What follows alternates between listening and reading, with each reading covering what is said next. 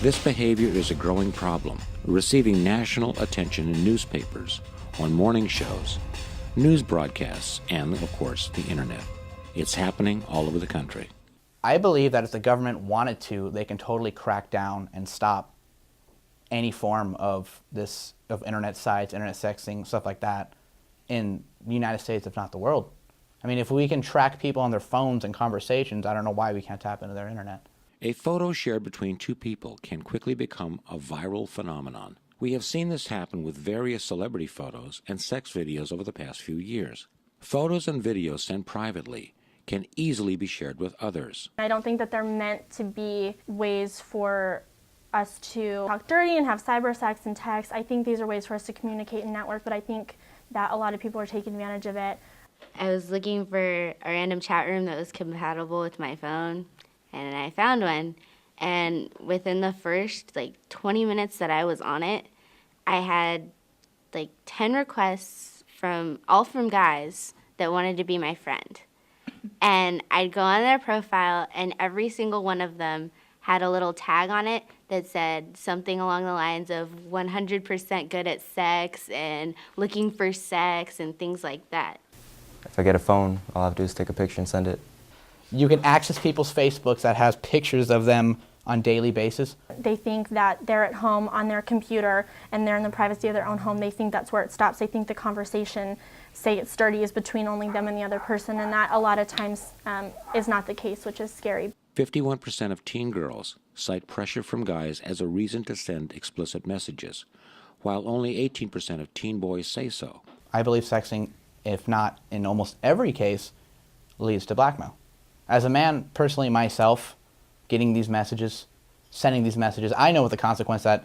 Sexting mostly affects girls because that's how society kind of works. It's all about female beauty, and girls have to be this big sexual being, and it doesn't affect guys as much, but it does affect guys to some extent. I'm not proud of this, but whenever I had received sex messaging, sex texts, I showed my friends. It's the guy thing to do. It's the cool thing. Look what girl's interested in me. Oh yeah, that's the girl in your math class, or that's the girl who lives across the street from you. Look at her body. It's empowering. Sexting is currently illegal under federal law. It falls under the creation, distribution, and possession of child porn, and is a felony offense. While some lawmakers are working to change this, others are prosecuting both those taking the pictures and those possessing them. Knowingly possessing it, even without sending it on to another person, is illegal. Many disturbing examples of such behavior exist. An 18-year-old high school graduate committed suicide after a nude photo she had sent, transmitted via her cell phone, to her boyfriend, was also sent to hundreds of teenagers in her school. Other students who had apparently continued to forward this message allegedly harassed the girl. Do not post anything that might be embarrassing to you in a potential employment situation. Students have been denied work because of information found on social networking sites.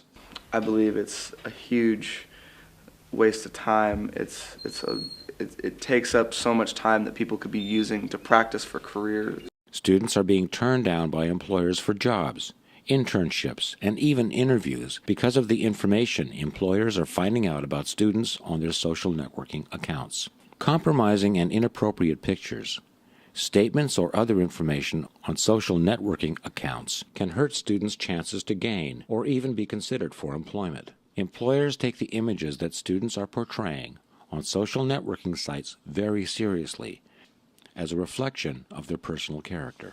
All these decisions on photos and not knowing who they're talking to and the ages and all the false information that they're getting, they're just relying too much on it, and it's something that really needs to be taken into action.